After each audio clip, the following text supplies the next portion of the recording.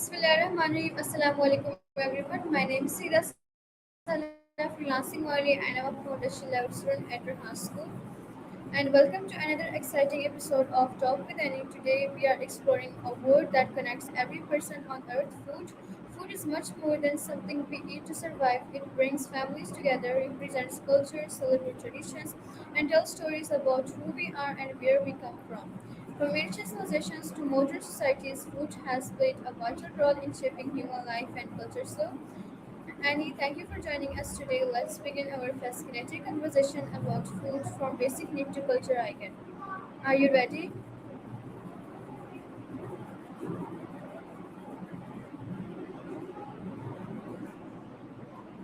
Maya, can you hear me? Loud and clear.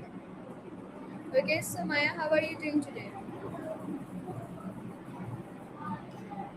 I'm doing wonderful, especially with such a great introduction to our topic. I'm ready to dive into the world of food with you.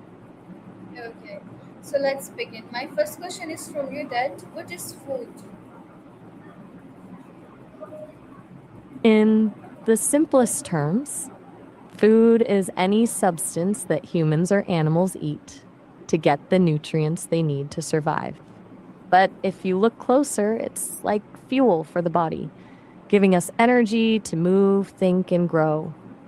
And it's also a huge part of how we express our culture and love. That's a wonderful introduction, Annie. Food provides energy and nutrients our bodies need to function. So my next question is from you that why do humans need food? It really comes down to survival and function. Without food, our bodies wouldn't have the energy to do anything, from the simplest blink of an eye to the most complex thoughts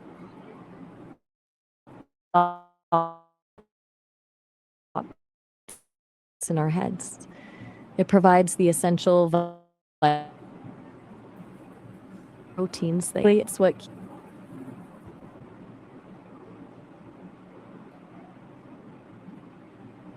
Exactly. Food help us grow, stay healthy, and perform our daily activities. So my next question is what are the main nutrients found in food? there are a few big ones that do the heavy lifting. You've got carbohydrates for quick energy, proteins for building and repairing muscle, fats for long term energy and protecting your organs. Then there's the vitamins and minerals, which act like the support system, keeping your immune system strong and everything balanced. It's a pretty amazing chemistry set happening inside us.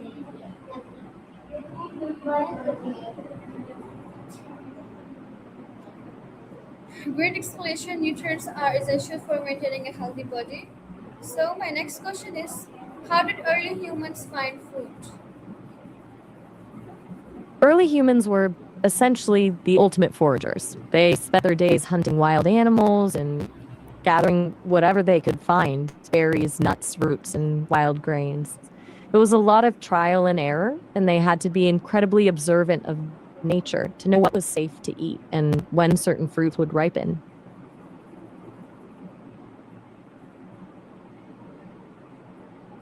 That's very interesting. Hunting, fishing, and gathering were crucial for survival. So my next question is how did farming change human life?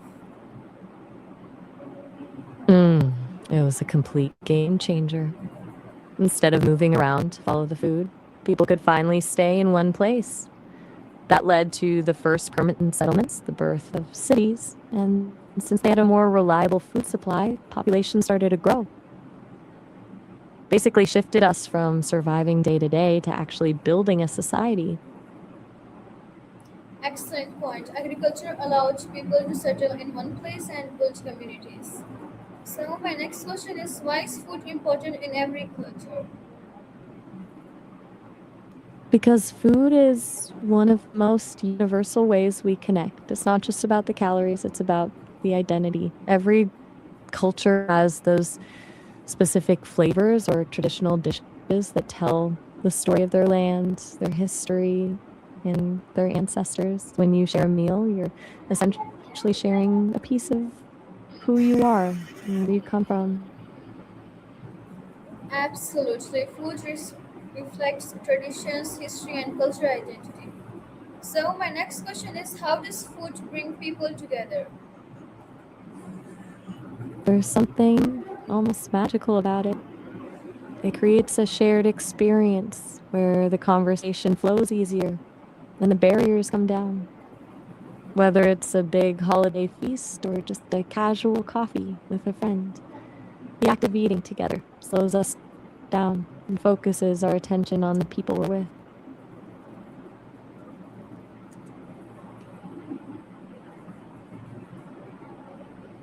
Very true. Sharing meals strengthens relationships and creates memories. So, my next question is, what role does food play in celebrations? It's usually the heart of the whole event. Food becomes a symbol of the occasion, and like a birthday cake or a traditional feast for a wedding. It marks the moment as special and different from a normal day, and often the specific dishes served are tied to the meaning of the celebration itself.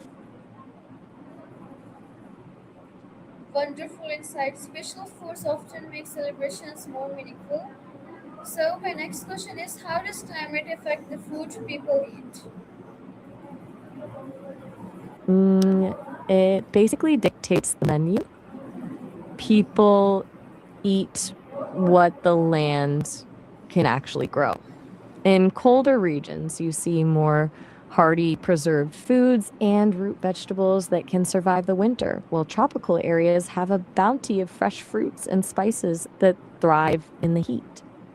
It's a beautiful example of how humans have adapted to their environment just to get a meal on the table. Great observation. Geography and climate influence local ingredients and dishes. So, my next question is, why It is really, yeah? Yes, you can say first.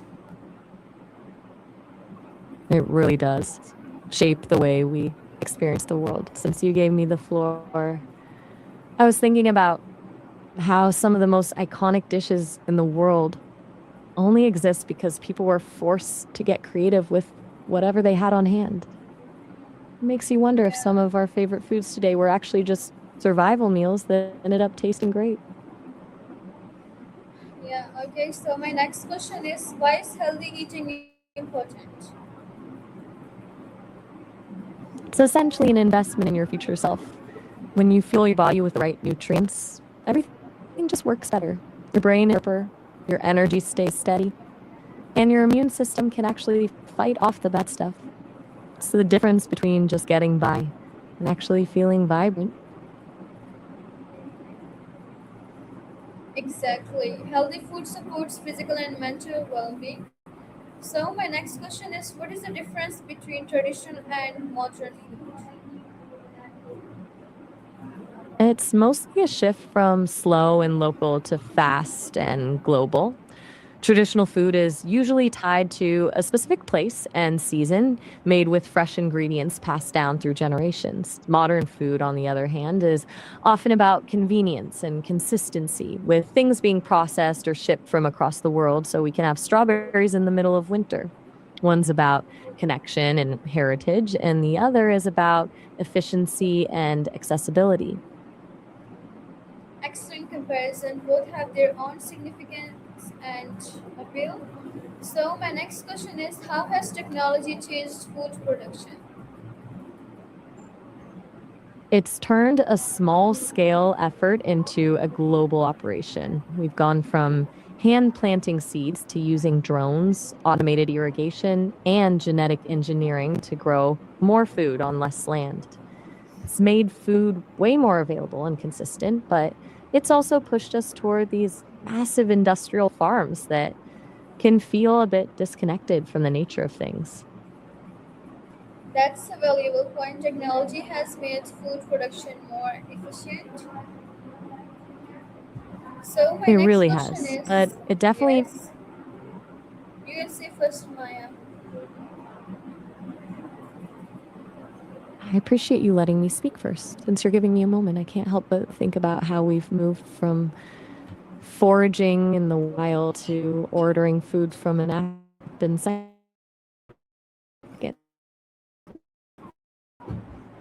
It's a Yes. wild.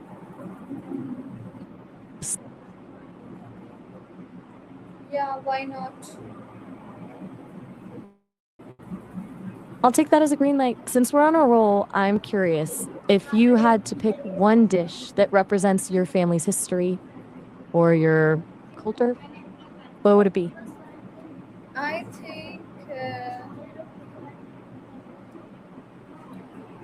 I'm not sure I follow. Did you want to move on to another question or were you just wrapping things up? yes, I'm wrapping these things up. So my next question is, why do people enjoy trying new foods? It's basically a form of adventure without having to leave your seat. Trying a new flavor is like discovering a new place or meeting someone new. It's that hit of curiosity and the thrill of the unknown. Plus, it's a way to step into someone else's world for a moment through their taste buds. Very interesting. New foods allow us to experience different cultures and flavors. So my next question is, what are some challenges related to food today? It's a complicated mix, really. You've got the huge gap between food waste in some parts of the world and extreme hunger in others, which is a heartbreaking contradiction. Then there's the struggle with processed foods and the health issues that come from convenience. It's basically a battle between how we produce food on a massive scale and how to make sure it's sustainable and fair for everyone. That's an important issue. Food security and sustainability affect millions of people. So my next question is, how can we reduce food waste? It starts with some really simple shifts in how we think about our kitchen. Things like planning meals ahead of time so we only buy what we actually need, and getting better at using leftovers instead of tossing them. On a bigger scale, it's about supporting local farmers and pushing for better ways to distribute food to people who actually need it. It's basically about moving from a mindset of excess to one of intention. Excellent suggestions. Small actions can make a big difference. So my next question is, what makes a meal memorable? It's rarely about the actual recipe. It's usually the connection, the laughter, the conversation, or the feeling of being completely welcomed. A meal becomes a memory when the food is just the backdrop for a moment that actually meant something to you. Beautiful answer. The people and experiences often matter as such as the food itself. So my next question is, how does food reflect a country's identity? It's like a living map of their history. The country's identity is baked into its food, the ingredients they have, the wars they've fought, the trade routes they've opened. When you taste a dish, you're tasting the geography, the climate, and the struggles and triumphs of the people who lived there before you. Very true. National dishes often tell the story of a country's history and traditions. So my next question is, what can we learn from different food cultures? We learn that there are a million different ways to be human. It shows us that while we all have the same basic needs, our creativity in meeting those needs is endless. It teaches us empathy because when you appreciate someone's food, you're appreciating their way of life and the values they hold dear. It's basically a lesson in respect and curiosity, all served on a plate. Wonderful thought. Food helps us appreciate diversity and understand others. So my next question is, why is food considered more than just a basic need? Because it's a language of its own. It's one of the few things that can communicate love, grief, celebration, or comfort without needing a single word. Whether it's a grandmother's recipe or a meal shared with a stranger, food is how we express the things that are too big or too deep for a normal conversation. It turns a biological necessity into a deeply emotional experience. Beautifully explained, Annie. Food nourishes our bodies, connects our communities, and preserves our cultural heritage. So, thank you, Annie, for this wonderful discussion about food and its importance in our lives. Today, we learned that food is much more than a basic necessity, it is a symbol of culture, tradition, family, and community from the earliest days of human It was history. such a pleasure Yes, exploring all. yeah, it was. There's It really human was. history to the modern world. Food I loved how has. you framed. Yes, you can say first, Maya. I'm honestly so impressed by how you handled that whole session. You really took us on a journey from the early days of foraging all the way to the modern app ordering world. Felt like a real broadcast. How do you feel now that you've wrapped it up? Yes, I feel good. And food I'm has listening. brought people together, supported civilizations, and reflected the unique identities of societies across the globe. Every meal tells a story, and every culture expresses itself through the food it creates and shares. I hope our audience enjoyed learning about how food has evolved from a simple need for survival into a powerful cultural icon. And thank you for joining us on the talk with Annie. Stay curious, keep learning, and we will see you in our next episode. So till then, take care. Allah Hafiz, Pakistan Zindabad. Goodbye, Eddie.